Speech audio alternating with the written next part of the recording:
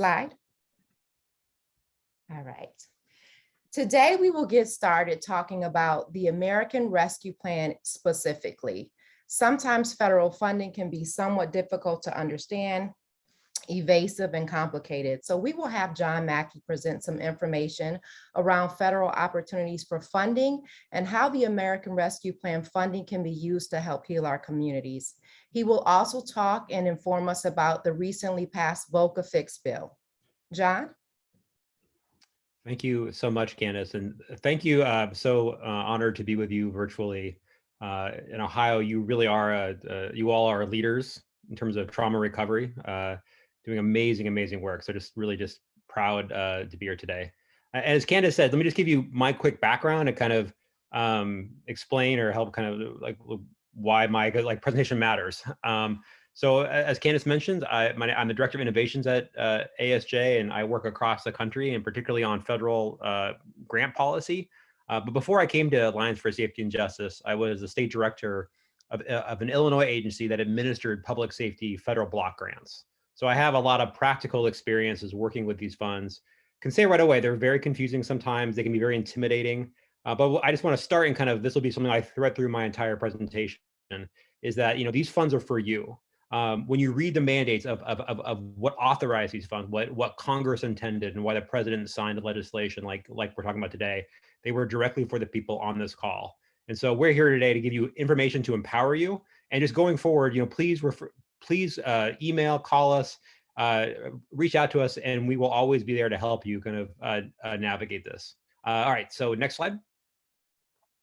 So really quickly, I know I have 13 minutes, so I want to be on task here. But really importantly, I think there's a general sense that federal funds are very complicated especially for nonprofit community-based providers. However, there's very little kind of data on what that actually looks like, what difficulties are. So at ASJ, we created a survey for community-based providers to talk about their experience with federal funds. So this will be in the slides that we sent out. I might even send out an email separately. Please, if you can, fill it out. It's going to really help our advocacy. Next slide. All right, so today we're going to walk through, as Candace said, a couple issues or a couple of key opportunities. One is, and this is in bold, is the state and local recovery funds authorized in the American Rescue Plan. But this is in the second issue, which actually I'll address first, is a VOCA fix bill. What's really important, though, and this is why that survey and just these conversations are so important, there is an unprecedented amount of money coming out of the federal government to address violence prevention, trauma recovery, victim services. There really truly has never been anything quite like it.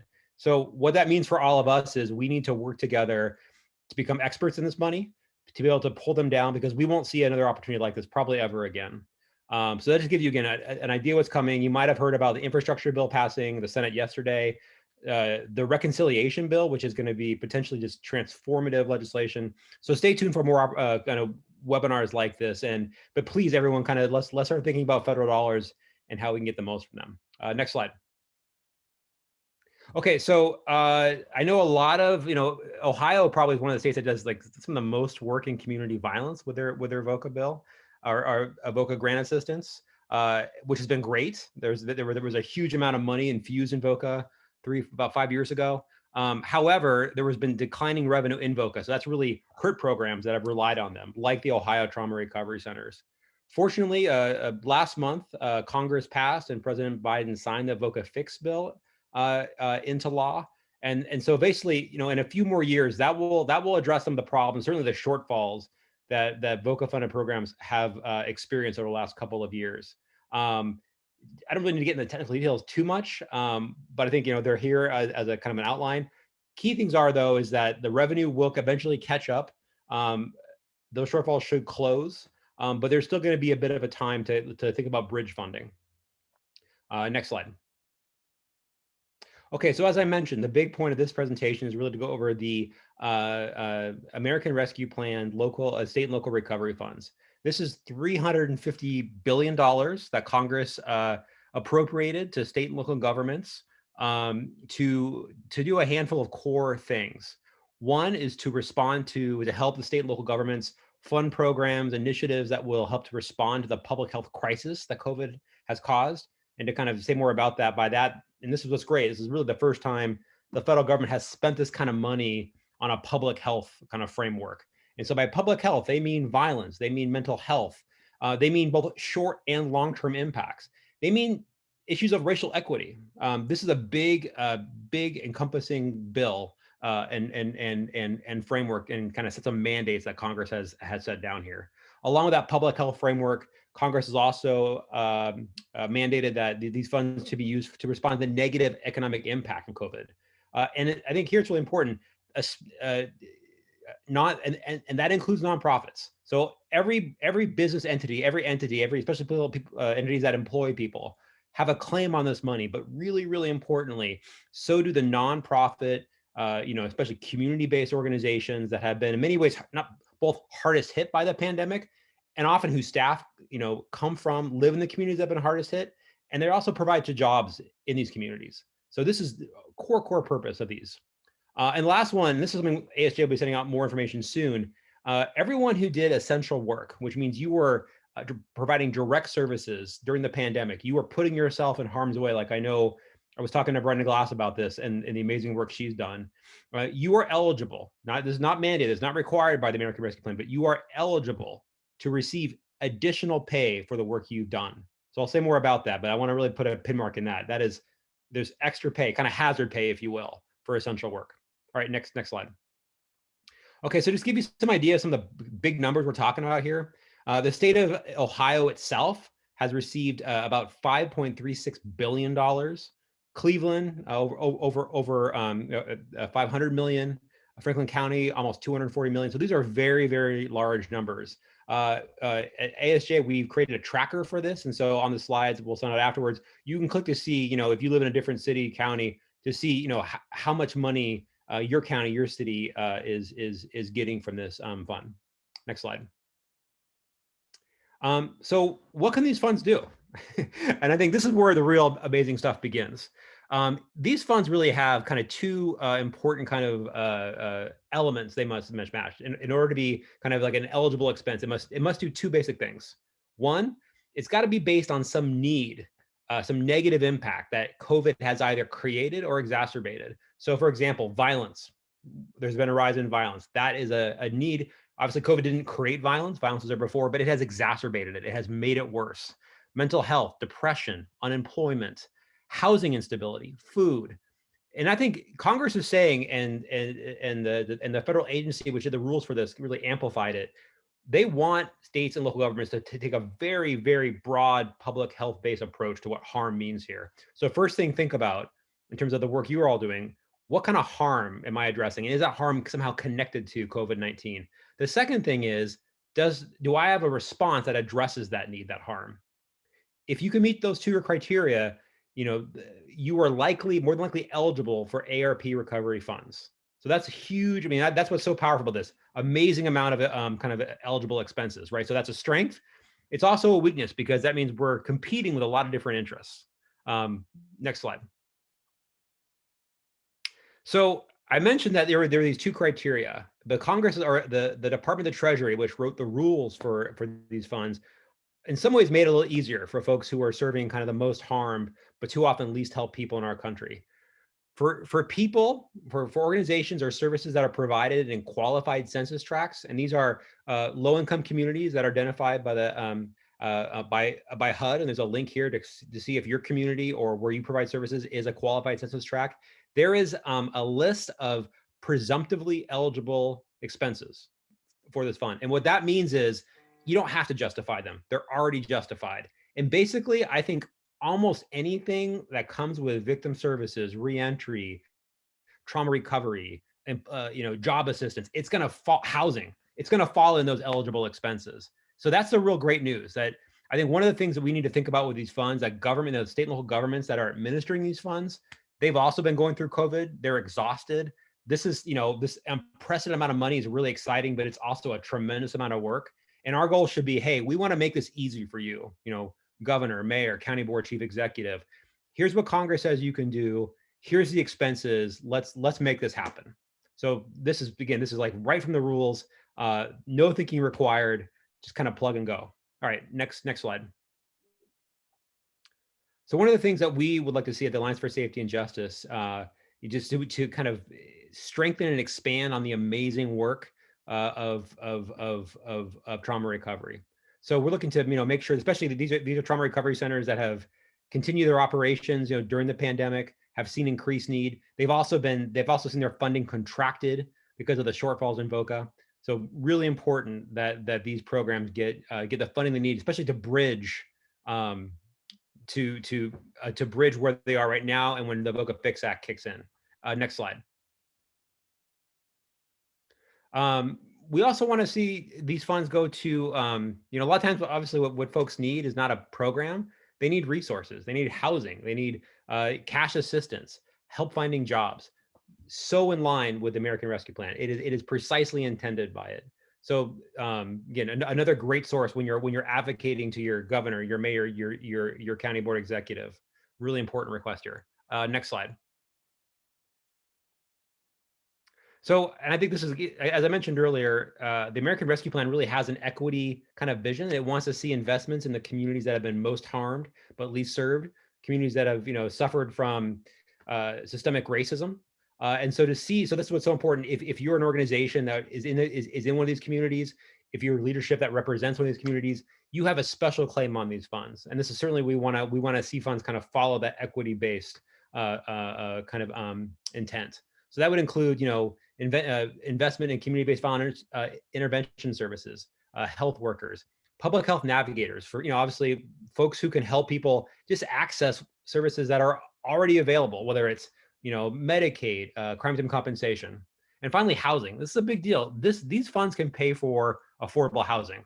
That is something I would love to see Ohio do. I'd love to see every state do. But hopefully on this call today, there's some leaders who can pick that up and advocate for that with their governor or mayor or county board. Okay, next slide. No, I'm running out of time here very quickly. I mentioned earlier, there's hazard pay essentially called premium pay that if you did essential work, you are eligible to receive. Again, not mandated, not required, but you're eligible. And I think this is where I want to just flag this. We're going to be sending out a special publication to kind of help you access this, to advocate for it. But really important, if you did essential work, you are eligible for this extra pay. Next slide. So this, these funds also can support the technical assistance that's often required, not just to make sure your program is working like it should, but you're learning from it, and ultimately that you can sustain it. So as you're thinking about funding requests, think about kind of the data infrastructure, the research you can partner with to make sure the program, again, is like super accountable and justifiable no matter who you're talking to. Next slide. These funds, this is not a one-year fund. This is a fund that goes through 2024. Really important to keep this in mind. I would recommend not thinking about a one-year request or a small request. Think about how this fund can be stretched over, or think about how your request can be stretched over the entire funding period. Next slide. So here's a bunch of resources at ASJ. We've been cranking out things as fast as we can. All links here. My contact, actually, next slide. I think you'll see it here. Oh, just a reminder again, please fill out our survey. It will really help our advocacy. Next slide. I think this is again my contact. Here's my contact. Again, my name is John Mackey. There's Candace's contact. Love to talk to you. This really helps us learn about how these funds are working, what needs to be done. Please feel free to reach out at any time with any questions, and we'd just love to be of service. I think that's it. Not bad, right? Thank you, John. Time. That was a lot of intense and helpful information, but I think that makes how the ARP funds, the American Rescue Plan funds, can be used to help our communities. So thank you so much for that. Next, we have, John mentioned quite a few times, trauma recovery centers, also affectionately known as TRCs. And many times in our communities and in the media, the spotlight is on crime. And the trauma recovery centers really take that spotlight and talk about reducing crime and preventing crime by stopping the cycle. Trauma recovery centers are at the epicenter of making sure that we address trauma for crime survivors. Stacy is going to talk with us about the trauma recovery centers, what they are, how they are effective in supporting victims of violent crime in underserved communities, and what makes the Trauma Recovery Center model different from other traditional victim services. And I hope you'll enjoy her information. Thank you, Candace. And I just want to say that I'm so glad to be here today representing the National Alliance of Trauma Recovery Centers, so I can share both the background of this model and the impact of this model before turning it over to my colleagues, Brenda Class and Sheila Narad, to hear about the amazing work that's happening in each of their programs. Next slide, please. So the Trauma Recovery Center model was developed back in 2001 in a partnership between San Francisco General Hospital and the University of California, San Francisco. It was based on a recognition by both trauma surgeons and trauma therapists who were treating patients who'd been in the hospital at San Francisco General for injuries related to violent crime and were never getting the help they needed to recover from that traumatic experience. So, and that was particularly true for survivors of color and survivors from other underserved communities that were falling through the cracks of traditional victim services. So the TRC model is developed to be a comprehensive wraparound one-stop shop that can support victims of violent crime through the recovery process by folding together assertive outreach to engage survivors in services, as well as case management and practical support to address the needs that often take the highest priority after victimization, as well as mental health treatment that is both evidence-based and culturally responsive. And TRCs are located in the communities where they're most needed. So this confidential support is provided in a trusted and survivor-centered environment. Next slide.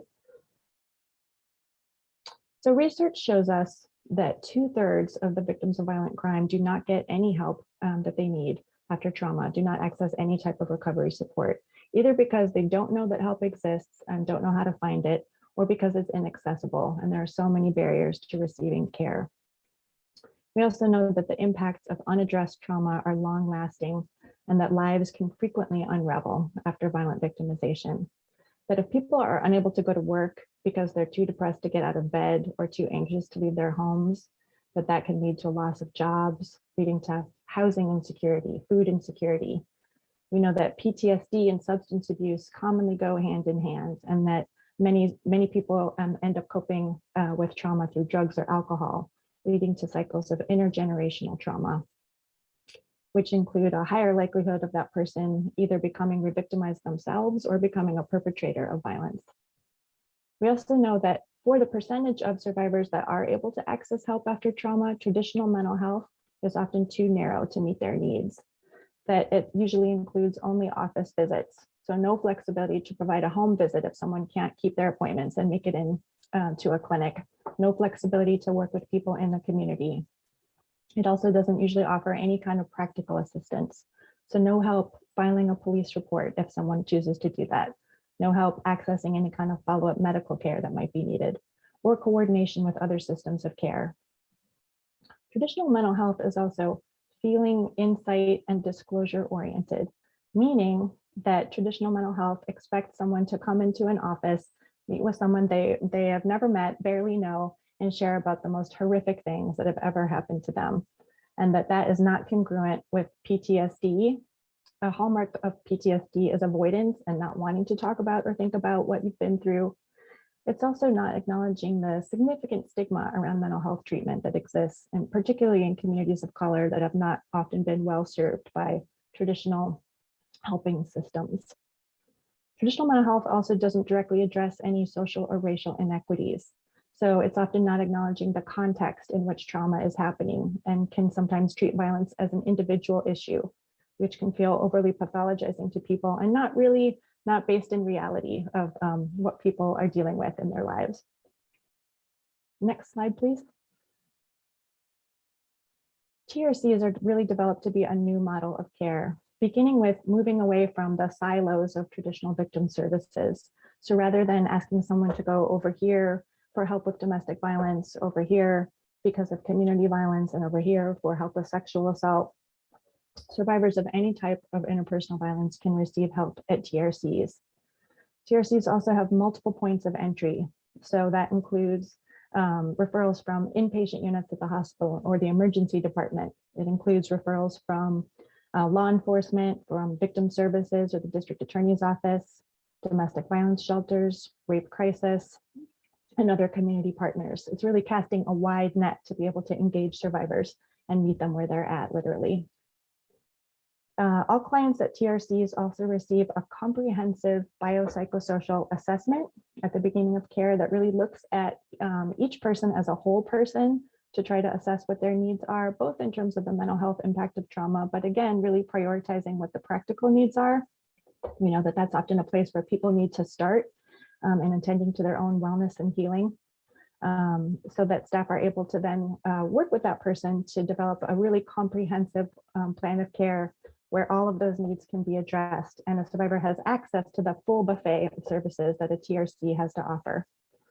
In addition to the services that are provided by TRC staff, we also develop strong community partnerships so that we're able to both help survivors that we're working with navigate those other systems. So for example, again, linking with any follow-up medical care that's needed, or if someone needs inpatient detox from substance use or inpatient substance abuse services, if there are benefits or entitlement programs that they might be eligible for, we can do that.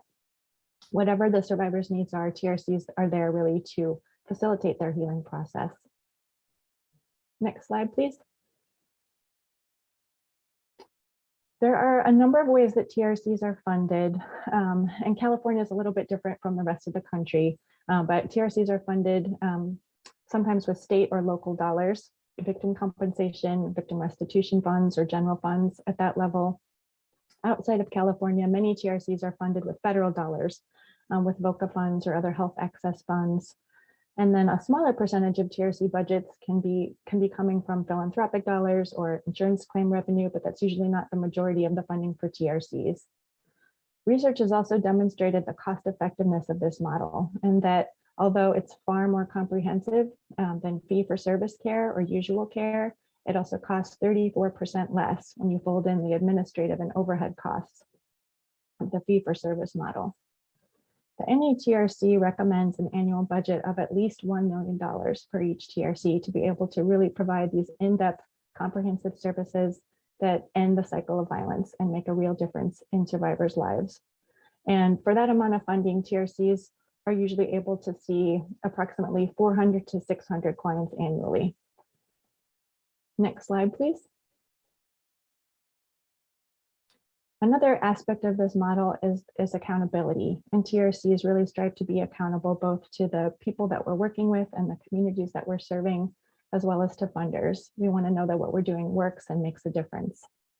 And data has demonstrated that people who engage with TRC services are far more likely to engage in mental health treatment, as well as far more likely to file a police report and engage with law enforcement. And while that's never a requirement of participating in TRC services, it can be an outcome when people feel supported in that process and well enough to participate in the justice system also.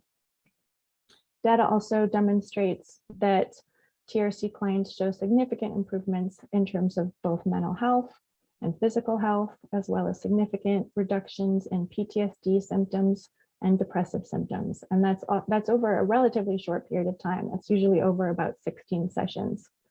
These impacts also hold across different TRCs that have been studied. Next slide. So we can see here on this slide for both San Francisco and Long Beach TRC that their outcome data is almost identical in being able to look at reductions in both depressive symptoms and PTSD symptoms. And again, this is over a relatively short period of time. Next slide, please.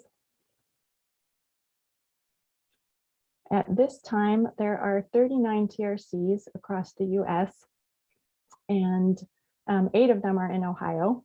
We have established a national alliance of TRCs. We also have a technical assistance program that provides a learning community of support. And we are so glad to be here today talking with the TRCs in Ohio. Can I have the next slide, please? Ohio, after California, has been the first state to replicate this model. So these are some of the longest standing TRCs in the country outside of California. And the TRCs, based on the strength of what they're doing, are not only participating in our National Alliance learning community, but are also representing TRCs at various national forums, collecting outcome data, again, to ensure that they are accountable to the clients and funders. And as John mentioned, we know that due to VOCA cuts that Ohio TRCs RTCs have also sustained significant budget cuts over this last year in a time when rates of community violence and domestic violence have been spiking. So we're just really glad to be a part of this conversation about strategies for sustainability and expansion of these services for survivors in Ohio. And I think I'm under time even. You are under time. I was just getting ready to type my 1 minute remaining reminder. Thank you. All right, thank you so much for that information and making the connection from John talking about how we can use these American Rescue Plan funds to heal our communities, to the exact model of trauma recovery centers and how they are doing the work to help us restore individuals after they become crime survivors. And I think what's important to note is that the trauma recovery centers can really shift the narrative from focusing solely on crime to really addressing reducing crime and preventing crime through the work that the trauma recovery centers provide. So we're grateful for the model. Thank you for sharing with us today. We will shift our conversation to two executive directors of our trauma recovery centers in Ohio, and they can talk about the on-the-ground work of trauma recovery centers. And we'll start with Brenda Glass.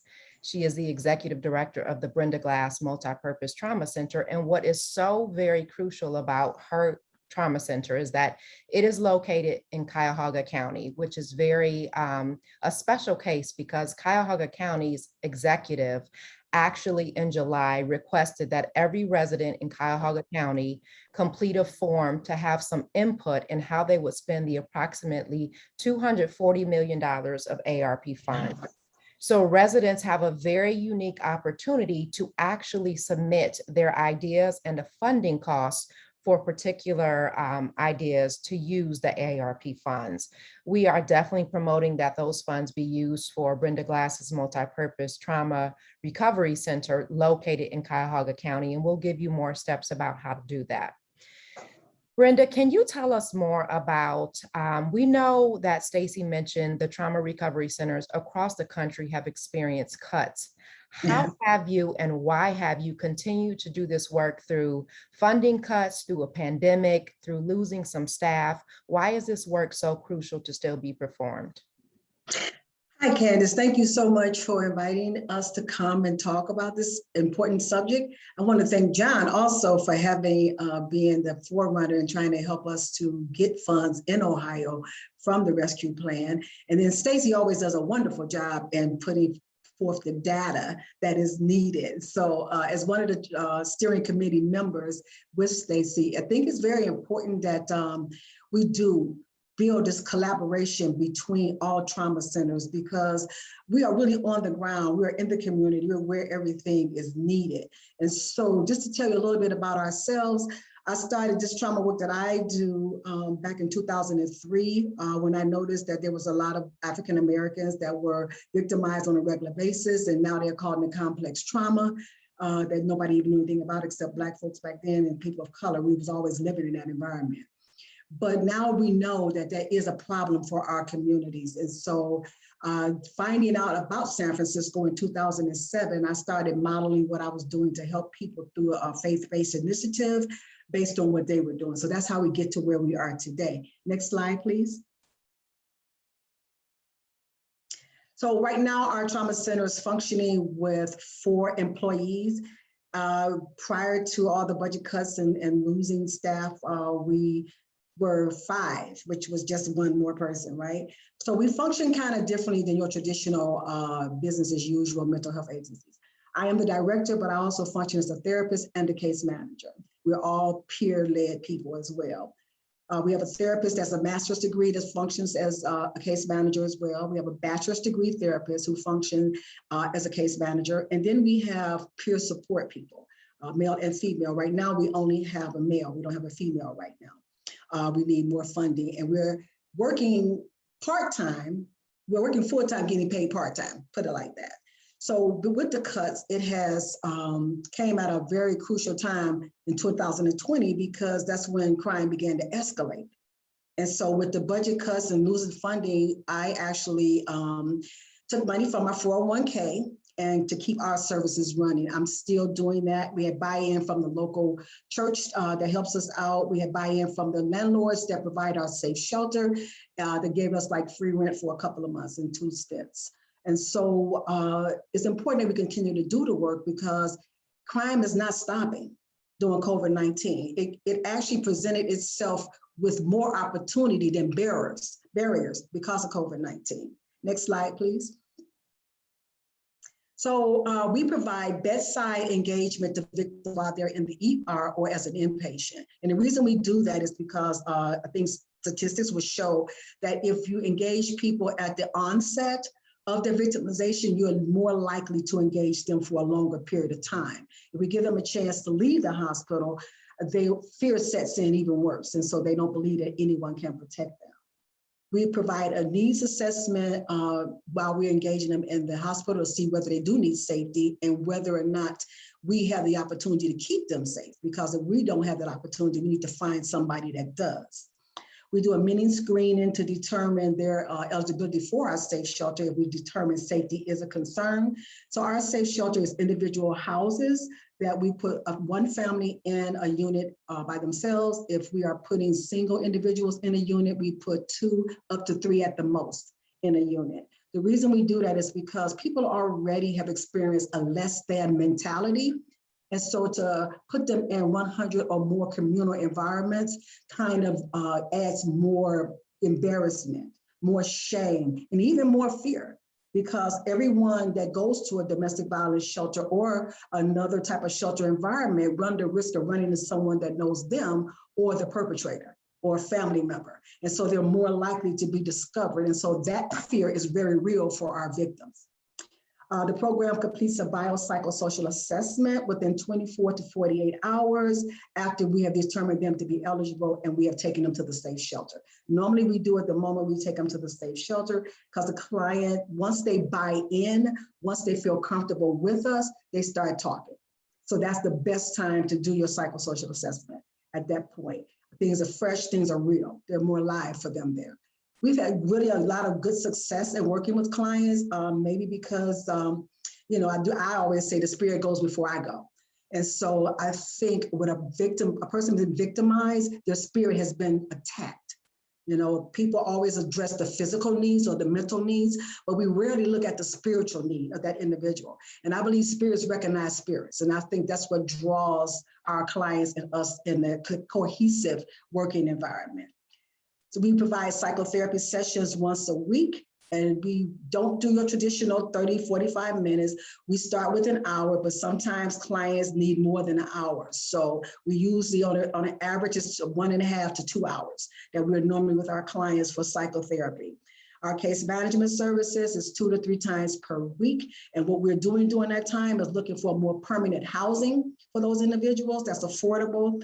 We're looking for financial opportunities for that individual to help them to relocate or even to just buy basic needs items for their baby, Pampers, milk, food. We are also trying to help those individuals to begin the process of budgeting. To help them to see, because once a person began to feel whole and healing starts to take place, they envision hope. And once they envision hope, then they're ready to start a new life. So they kind of lack in some areas of basic need, just managing a budget, grocery shopping for healthy foods for their children. So we try to wrap all those services around those individuals while they're in our safe shelter. And their stay could be anywhere from 30 days to 90 days. And we have had people to stay a little longer simply when we have funding for that. Right now we are operating with 7 houses. We had 17 originally, but budget cuts and loss of funding caused us to be down to 7. So right now we're trying to move people along through the safe shelter into more permanent housing quicker. And so we have aligned with Jewish Family Services Association, who connects us with Eden for rapid rehousing. So that gave us a really, really good edge of helping people relocate, and then they stay in services, and so they're able to heal holistically. We provide transportation services. And the reason we do that is because our clients are really, this fear is real. It's not perceived. It's not imagined. It is not psychosis. People are really afraid of losing their lives. And so we don't want them to be out and about in the street on, public transportation, Ubers or Lyfts, because you never know who you're going to get when you submit for a ride. So we provide our own transportation. Next slide, please. So we service men and women who experience violent crimes, 18 years or older, and their families. So we can service someone that has children. We don't do the mental health part for those children. Those who are less likely to seek mental health service are the people we target. That means that the hospital may have offered those individuals services, prosecutors' offices, domestic violence shelters, police have suggested to individuals to get help and they've turned them down, but then they'll give them my card and encourage them to give us a call. And sometimes they do. And when they do, we love that because then they will tell somebody else. So we get a lot of advertisement through victim services, people that have gone through the program and seen that it worked for them and they want to work for somebody else. And we also want to service those people who are in danger of losing their lives. So we don't just put people in the shelter because they just don't have a place to go. We put them there because they really are fearful of losing their lives. Now, whether they was homeless prior to this or not doesn't matter. But we do know that when women are victimized, they normally lose their source of income, which means they lose the opportunity to have a house. And so at this point, they become homeless. And to go back to wherever they are or to a family member will put them in greater danger. So we're looking to help people that are really in danger of being harmed again or losing their lives. And they basically, we target people of color, but we serve all victims. And we ask that for our counseling services, that the victims are at least 2 years from now. 2 years away, like the victimization took place at least no more than 2 years ago. For the safe shelter, we're looking at acute trauma, like people that were injured within the last 30 to 90 days. Next slide, please. So this is our breakdown of the people we've seen over this year alone. So 87% of the people we've seen are African-American, 6% is Caucasian, 7% is either mixed with Hispanic and Caucasian, 21% are males, 79% were females, 50% have experienced domestic violence at intake, which means they were in some type of domestic violence dispute when we were called. 75% of the people that we treated, whether it was gunshot victims or domestic violence, had also experienced domestic violence within the last year. So that's 75% of those victims. 50% were probably gun violence in the community, right, at intake. 75% were homeless, either at time of intake due to the domestic violence, or they were homeless prior to that. And then 80% of the people that we work with experience what we now know as complex trauma. That means the majority of the people that we see have been traumatized on multiple occasions and in multiple ways over their lifetime. A lot of these people are early 20s, maybe at the most 40. We help a lot of people that have lost a loved one to gun violence.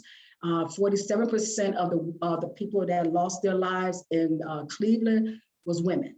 And it was due to domestic violence, but that it was kind of interesting that they said that during COVID-19, the crime became more volatile for domestic violence victims. Those victims that we met said things like they've never seen their perpetrator be this violent. Like something happened during COVID-19 that caused a lot of distress for people to the point that harming people became more of a pastime than something that we've seen periodically. So it's imperative that we do get money to continue this service. I will continue to do this with my own money and anybody else's money that I can get, because every time I say I'm quitting, I get a phone call from the hospital, the police, or the prosecutor's office. So thank you guys for listening. Did I make it? Candace? You did make it. You guys are on point today. Do you have clocks out? Okay. Thank you, Brenda, so much for Yes. sharing that information and really connecting. I know for both you and Sheila, you all are really, you make it a point, the fidelity of the model that Stacey spoke about, making sure that you stick to that model to best serve our crime survivors. And I really appreciate that the service that they receive is quality, that they receive service that is going to help them in their healing journey and help them to become productive again and have whole lives. So thank you for that. Next, we are going to talk to Sheila. Sheila Nard, who is also a director of the Seven Hills Trauma Recovery Center. And we're going to talk to her about 3 very specific questions that relate to the on-the-ground work of TRCs. Sheila's TRC is located in the neighborhood as well. And so first thing we would like to know is, before the TRC opened in the neighborhood, what type of services or resources existed that survivors could access directly in the community? You're on mute. All righty. Hi, everybody. Thanks for having me. Can you guys hear me? All right. Thank you, Stacy and John and Candace and Miss Brenda for having me, and I appreciate being here. So when we talk about the services before the TRC, actually, there were no resources that were directly focused on survivors outside of the Seven Hills Victim of Crime Advocacy Program in the West End.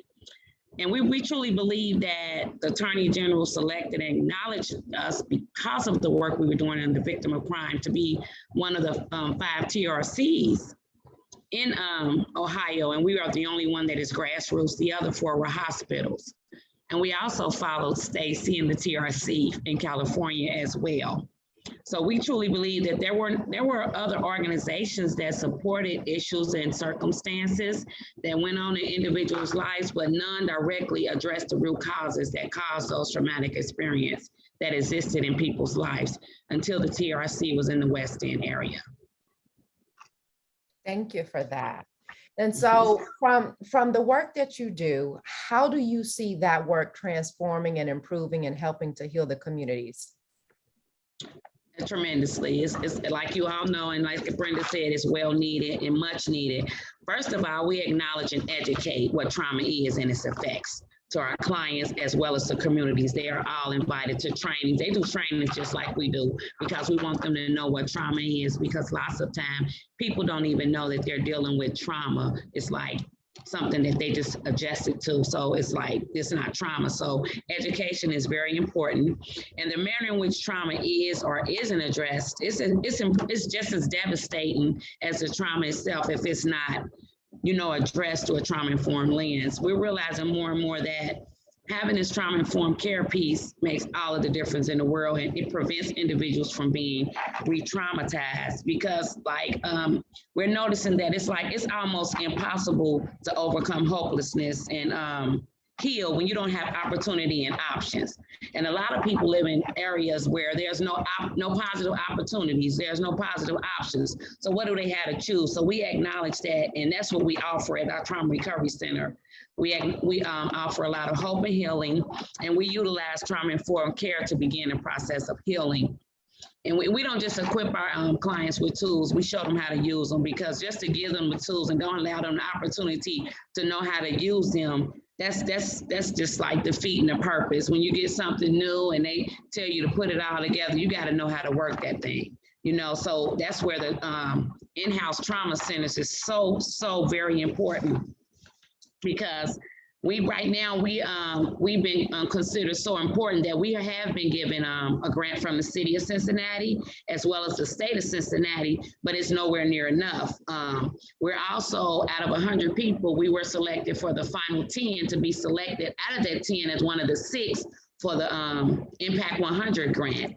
And what that Impact 100 grant will do, it would allow us to renovate our new emergency shelter, because we have a building, but we need to have it renovated. And we're gonna have a family suite there, separate rooms for multiple single women. We'll need new beds, and we'll need bedding and bathrooms and flooring throughout. So having that safe space outside of just the services is very important. It's very important to have those, like Brenda was talking about, those places where they can stay in the midst of that moment.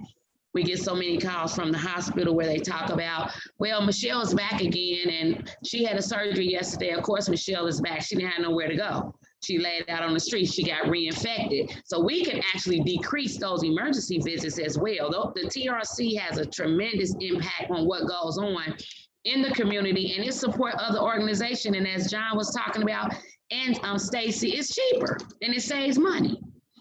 So we just need to continue to work together and help these individuals change the way they live. And also when they see people in the community make changes, it's just a snowball effect. You know what I'm saying? They'd be like, wow, I didn't even know it was hope. Who helped you? Where did you get this change from? You walking different, you don't even hang out no more, you're doing different things. And it allows them the opportunity to be heard, because that's one thing they need. They have so many things going on in their life that they don't think they need to be heard. And they just so used to this cycle and they don't have opportunity and options. That's why we feel that the trauma center, and not that we feel, it's evident that the Trauma Recovery Center makes a difference, not only in individuals' lives, but the communities as well. Thank you. Thank you. So you brought up some very good points. You know, for those participants that are on the call, the Trauma Recovery Center, the motto is evidence-based. So we are not talking about something that we're trying to figure out if it works or not. These are evidence-based methods to help support our communities.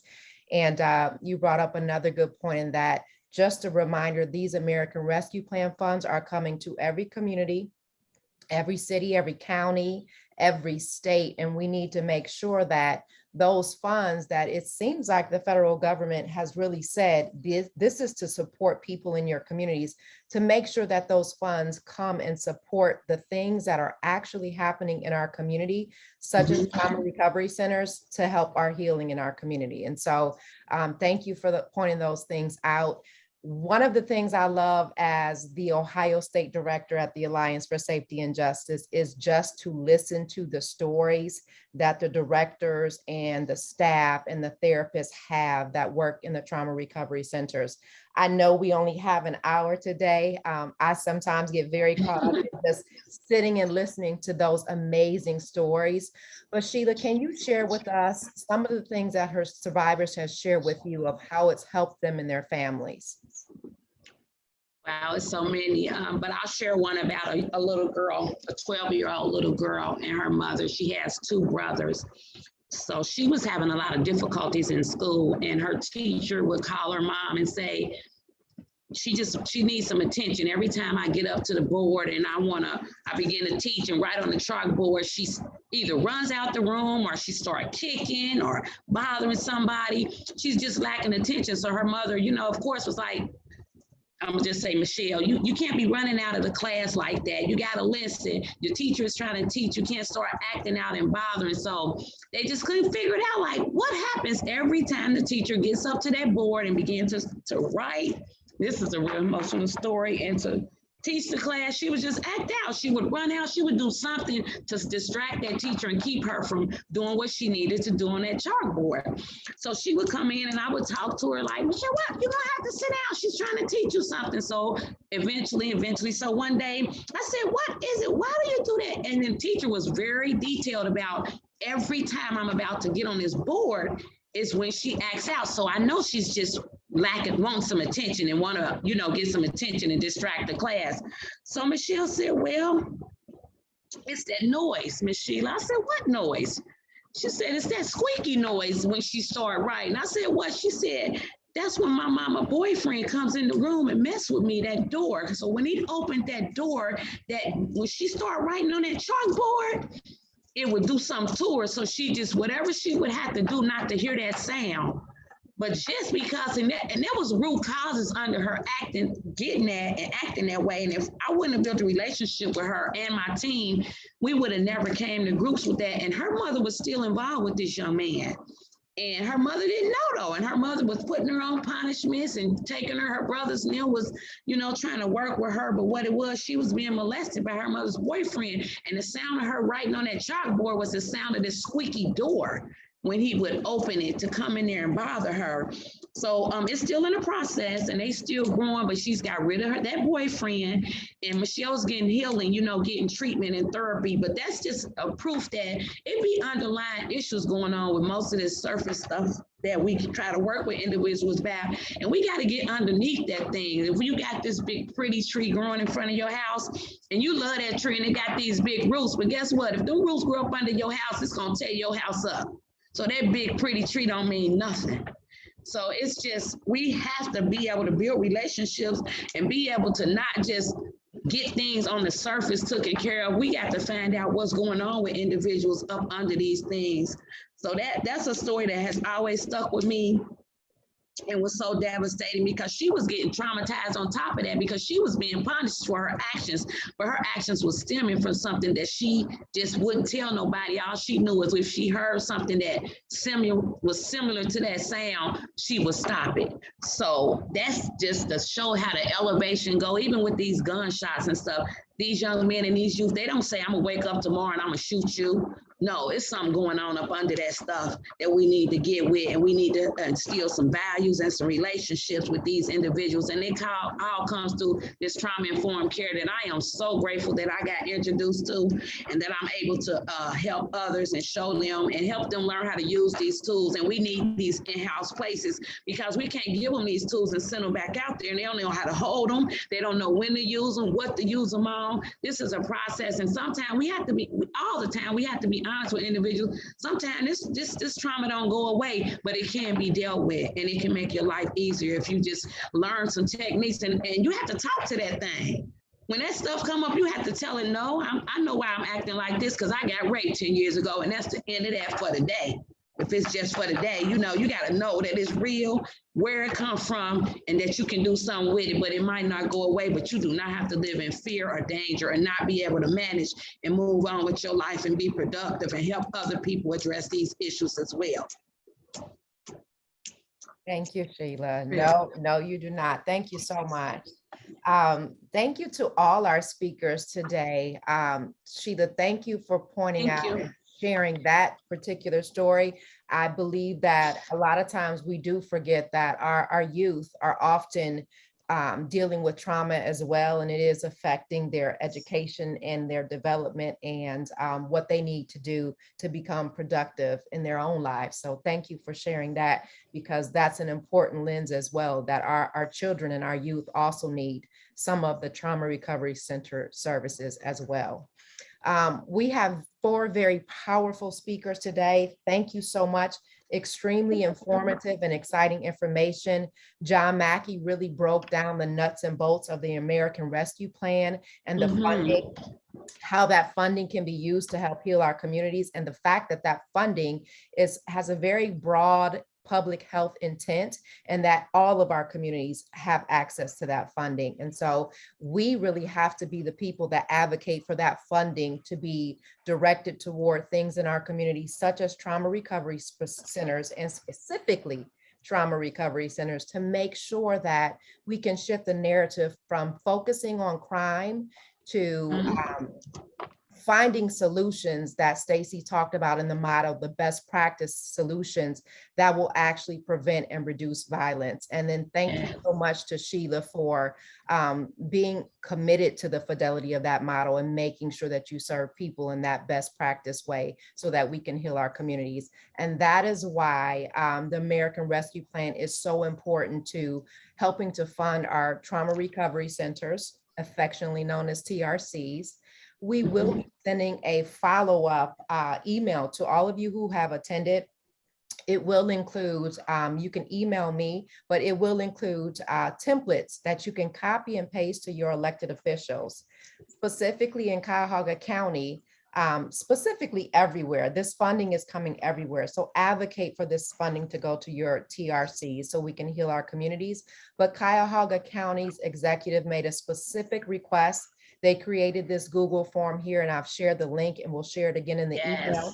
You can click on that link. It's 4 different parts: a name, an email, the funding idea, which we have created for you, and you can copy and paste, and then the funding amount. So we are requesting that $5 million over 3 years be allocated to Brenda Glass's Trauma Recovery Center in Cuyahoga County. And we are advocating on a statewide level for our trauma recovery centers to receive further funding support. As they talked about, the trauma recovery centers have lost funding in several years. So they need funding in order to make up for what they have lost, but also to be able to continue to serve our victims and help heal our communities. Next slide. And so now we'll have questions and answers. I didn't really catch any that came up in the chat. John, did I miss something? No, I think we got it all. But yeah, we have a few minutes. Would love any questions at all. And just also really happy to, sometimes you need to kind of digest this. So, you know, you have our emails as well. Yes. And so if we don't have any questions, we can always give you back 3 minutes and end a little early. We appreciate you participating today, listening, and we will send you a follow-up email with more information. I just want to say thank you all. Thank you for the opportunity to be here, and thanks for allowing us to be present and be heard and be acknowledged for the work that's being done, because so many people need this support. And I just thank you, and I'm just honored to be here. And thanks everybody. And hi, Brenda, I miss you, girl. I miss you too. I miss you very much. You're doing it. I know everybody. We're gonna keep doing this. We talked about this a long time ago. And look, we together. We still together. We are. Thank you. And I love ASJ and Crimes and Rights for Safety and Justice for just even just the first moment to acknowledge us, to allow us the opportunity to be heard and support those and to share, because I'm an experienced trauma victim myself. So it's just so grateful to know that people know that it's real and it's getting more prevalent. And thanks, John and Candace and Stacy. Yeah. I love y'all. We appreciate y'all, and we're gonna hang in there wherever y'all need me. Call me and I'm there. Yes. Thank you. Thank you, everybody. Thanks, everybody. Bye-bye. Bye-bye.